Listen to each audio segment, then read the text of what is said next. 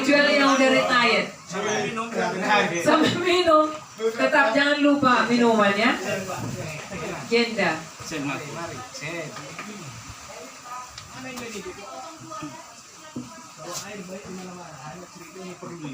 Ya.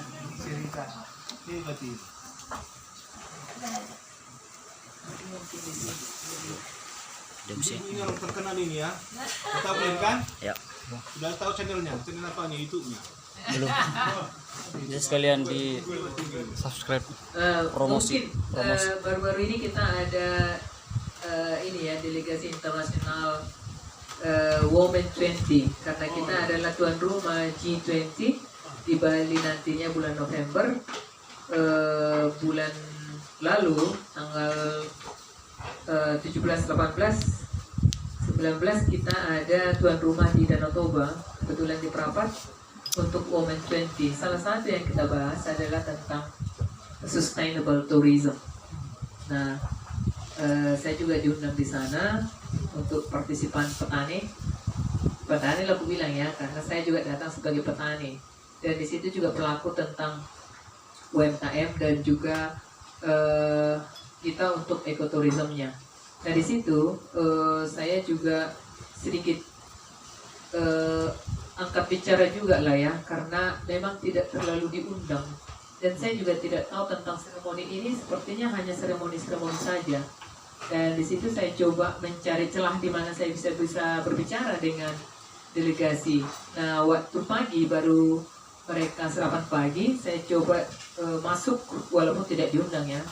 Saya sebenarnya sudah sedikit tidak tahu malu lagi gitu, karena sudah hilang kemaluannya ketika gitu kan. Wah, kemana Bu Enang? Kita coba untuk masuk, dan sesi mereka itu sebenarnya sesi sudah mau pulang, sudah mau selesai karena mau berangkat ke Palmera. Dan saya sebenarnya SMS Ibu Uli itu adalah organisasinya untuk Women 20 Indonesia, tapi dia tidak jawab. Nah begitu pagi saya datang ke restoran, dia langsung lihat saya, oh ya ini Ratna. Nah saya berbicara di sana, walaupun pada saat itu memang mereka masih berdiskusi tentang ekoturism. Nah saya datang langsung berbicara gitu. Nah yang saya angkat di situ adalah tentang sustain ya. Jadi di seluruh dunia kita harus berpikir tentang sustain semuanya, bukan hanya makanannya, tapi dari keseluruhan apa yang kita makan, apa yang kita lakukan, apa yang ini harus memikirkan sustainable-nya semuanya. Contoh minuman, kenapa kita harus minum produk-produk luar sementara produk kita banyak, bahkan air minum, mata air ada banyak di daerah-daerah kita, tapi kita selalu meminum mata air orang lain gitu. Jadi itu yang sebenarnya ketika kita meminum produk luar, itu uangnya semua keluar, sementara kita tetap jatuh miskin. Nah supaya itu bisa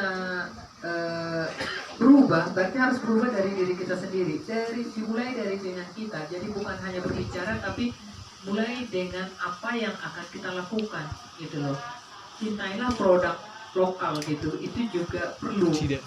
Ya, kenapa kita harus meminum air minum mineral yang pakai botol yang akan uangnya pergi ke Swiss, sementara kita punya mata air di mana-mana, kita bawa aja tumbler, kita bisa isi ulang. Kalaupun mengisi ulang bayar, tapi uangnya masih di sini, kira-kira gitu ya.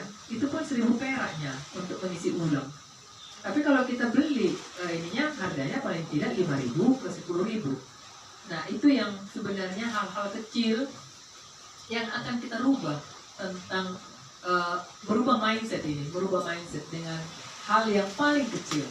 Nah masyarakat di sini selalu berpikir miskin. Kenapa miskin? Karena mereka tidak tahu apa itu arti kaya. Kaya itu adalah kita yang tinggal di sini sudah kaya. Otomatis begitu kita lahir sudah kaya. Kaya itu kaya dengan segala jenis, contoh dari udara aja kita sudah cukup kaya. Ya, tidak perlu kita di sini membuat pendingin, pemanas ya, heater atau aircon, tidak perlu, karena cuaca yang sangat bagus, yang sangat perfect seluruh dunia. Saya pikir perfect banget di sini. Inilah paradise yang sebenarnya. Inilah kekayaan alam. Jadi kekayaan itu bukan uang. Ya silakan. Ini hasil dari kebun. Itu ada coklat dari kebun, ada mangga dari kebun. Roti kita buatkan sendiri, tapi memang masih untuk sementara kita masih membeli tepung terigu. Untuk ke depan kita akan menggunakan tepung yang ada di sini saja. Kita coba sekarang menanam taro, talas, partai besar, dan itu nanti kita buatkan menjadi tepung. Sirang pas pendek. Ambilkan dulu. Hal-hal yang seperti itu sebenarnya merubah mindset. Juga masalah sorghum. Sorghum sekarang ada pemerintah Indonesia, Presiden Jokowi mengeluarkan satu untuk sorghum, bahwa sorghum itu akan bisa kita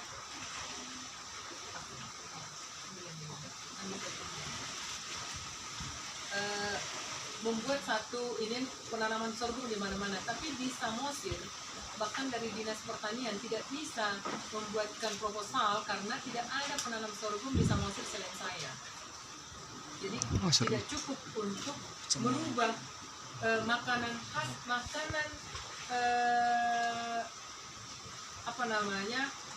harus kita merubah, bisa membuatkan makanan yang lain, bukan hanya nasi. Nasi itu kontribusi besar untuk gula. Makanya di Indonesia ada banyak pengidap gula karena makanannya 3 kali sehari kita makan gula.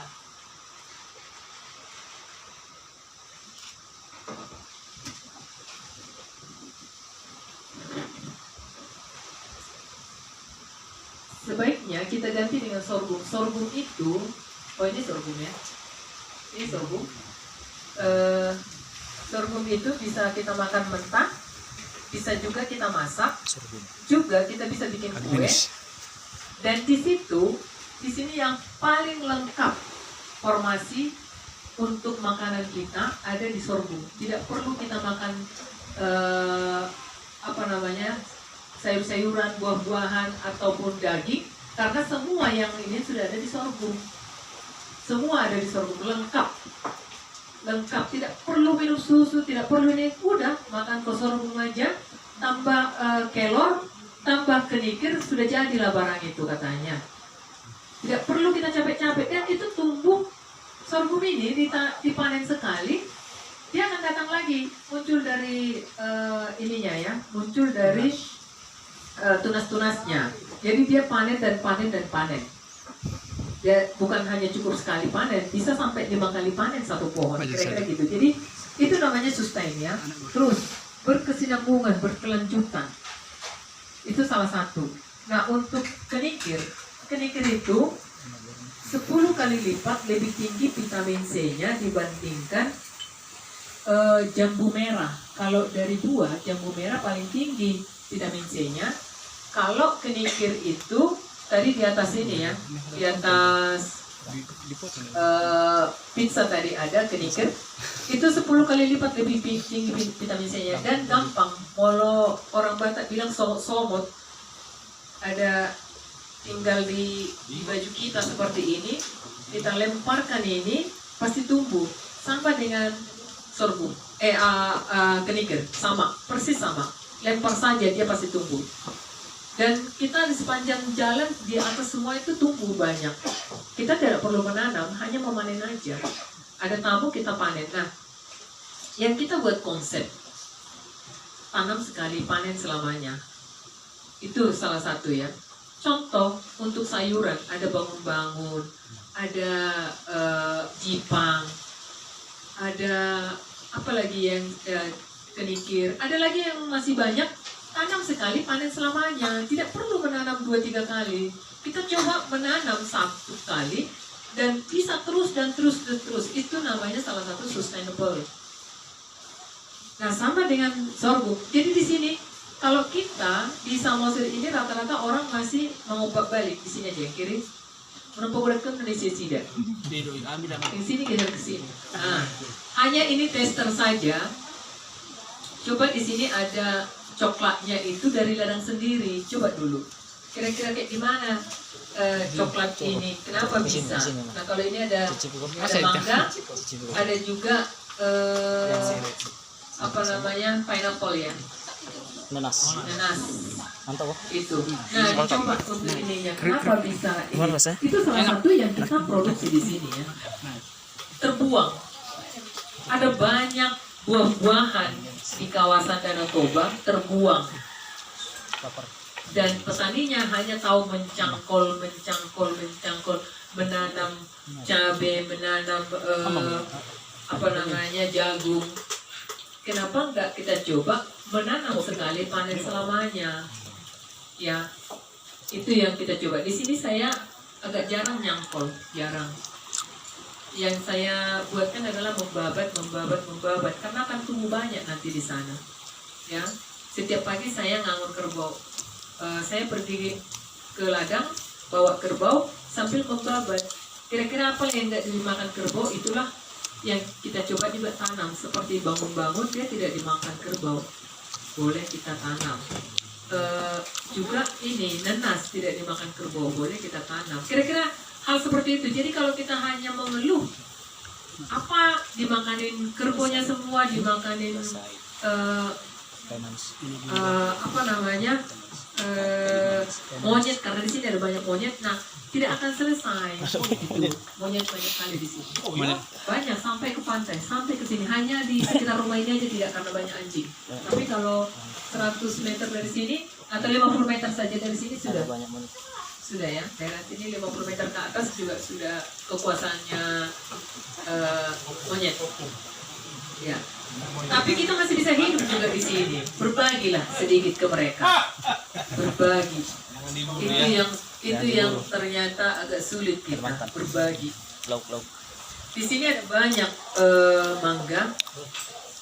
Sudah 500-an tahun tapi masih berbuah. Dan ketika berbuah di satu desa Silimalombo, ada sekitar 1000-an pohon mangga. Ada 2-5 ton per hari terbuang mangganya. Tidak bisa dimanfaatkan karena jatuh. Ini kalau angin kayak gini dia jatuh di bawah semua mangga, semua. Setiap step kita untuk ini semua mangga. Nah, solusinya apa? Harus kita buatkan produk dia. Bikin sele, bikin wine. Nah, kira-kira seperti itu bisa bertahan. Kalau kita hanya berpikir untuk jual mangga itu hanya sekitar 10.000 paling tinggi 1 kilo dari pohon.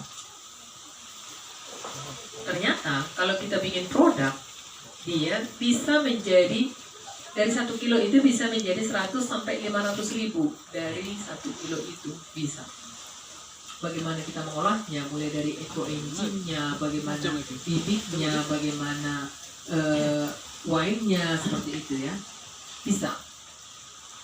Itu yang akan kita rubah. Kenapa pemerintah sekarang gencar untuk mengatakan ekspor?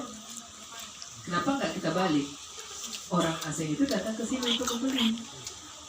Itu ya. Salah satu di Women 20 itu juga saya kritisi dengan mereka bahwa tidak perlu ekspor. Kita masih kurang loh untuk destinasi di Indonesia untuk dikunjungi oleh orang asing. Salah satu pertanian, kenapa kita dijajah 350 tahun? Karena rempah kita. Tapi di mana orang asing menemukan rempah yang ada di Indonesia itu hanya aja di pasar mana? Mereka bingung. Kenapa nggak kita buatkan satu destinasi tentang rempah, satu destinasi tentang kuliner, satu destinasi tentang kria, satu destinasi tentang musik, satu destinasi tentang ini. Kira-kira seperti itu masih kurang. Di mana ada destinasi yang bisa kita lihatkan bahwa terkenal sekali orang Batak itu penyanyi, di mana yang bisa kita jumpai? Kenapa nggak kita buatkan satu tempat untuk mereka berkreasi, anak-anak muda itu mengeluarkan keahlian-keahlian mereka, keunggulan-keunggulan mereka di satu wadah. Membuat di sini musik, ada Margaratung, Marsulim, apa semua, dan sambil yang lain belajar di situ, yang lain mengajar. Berarti ada menjadi satu destinasi pariwisata, walaupun di situ lokasi belajar dan mengajar, tapi sekalian semua di situ ada untuk dikunjungin oleh pelancong. Yang saya lihat sih seperti di Tomo, mungkin yang paling tepat mungkin di situ bisa dibuatkan satu lokasi untuk belajar tentang budaya. Karena pengunjung di Tomok banyak, tapi udah bosan hanya membeli kaos-kaos atau souvenir yang dari Jawa ataupun dari Cina. Tapi mereka ingin souvenirnya itu geratung. Gimana mau dibeli geratungnya? Kayak gimana cara memainkannya? Apa filosofi tentang geratung? Orang tidak mau membeli kalau tidak tahu ceritanya. Kira-kira itu yang kita coba untuk ya, hal-hal sepele yang terlupakan. Kami di sini mengangkat tentang pertanian yang terlupakan, bagaimana membuat naniura, bagaimana membuat napinadar, bagaimana membuat arsik, tombur, kira-kira seperti itu ya. Tapi di sini kita boleh melihat bagaimana local style, bagaimana rasa andaliman, itu yang akan kita pertahankan di sini. Tapi masih tidak cukup dengan destinasi ini, tapi masih kurang kita membuatkan destinasi-destinasi baru tentang wisatawan, karena kita menjadi priority untuk pariwisata. Kenapa nggak kita buatkan juga? Bahkan mungkin kita bisa mengedukasi di setiap satu desa, mengerti tentang apa kelebihan desa itu, apa kelebihan satu desa itu. Mungkin orang lokal itu, orang desa itu kurang mengerti, tapi kita boleh melihat itu, bisa memetakan itu. Kelebihan desa ini padi, kelebihan desa ini jagung, kelebihan desa ini kopi.